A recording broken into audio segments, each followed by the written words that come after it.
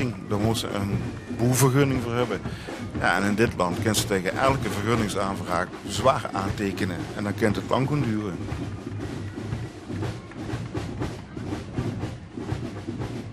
We zien de 100 gepasseerd in de optocht met nummer 101.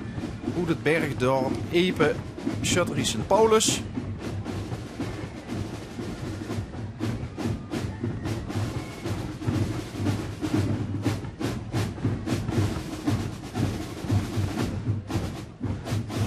Nederlijn, een van de mooiste plekjes in ons provincie.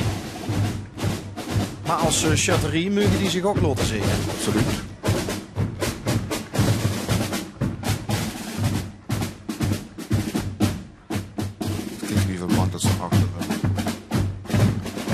Ik weet niet of Wim dat het Oetgelach wordt het mooiste geheel is. Dan moet de verhouding tussen het aantal drumbandleden en het aantal shuttles moet kloppen.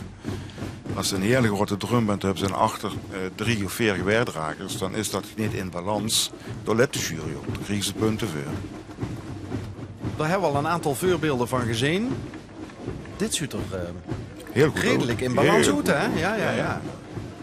Ja, ik weet nog wel dat in Epe, dat is wel een trots dorp. Die houdt zichzelf wel recht. Voelendag. Sint Sebastianus.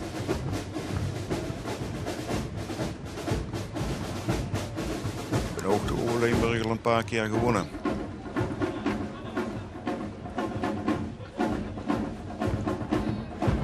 Kunnen die dit jaar wellicht meedoen om de prijzen?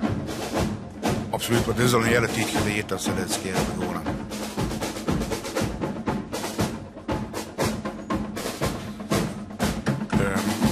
De Mox 5 jaar niet met je. Ik weet niet of je het gedaan hebt.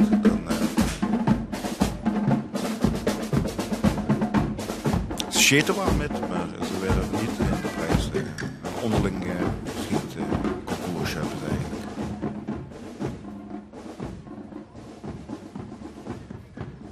Jurstig Wallis, dat de verenigingen die dan de hebben gewonnen in de jaren daarna er ook wel van balen eigenlijk dat ze niet mee mogen schieten voor de prijzen. Ja, het huurt erbij, het zien de regels, maar het is ook een stukje wedstrijdspanning was er dan niet heel.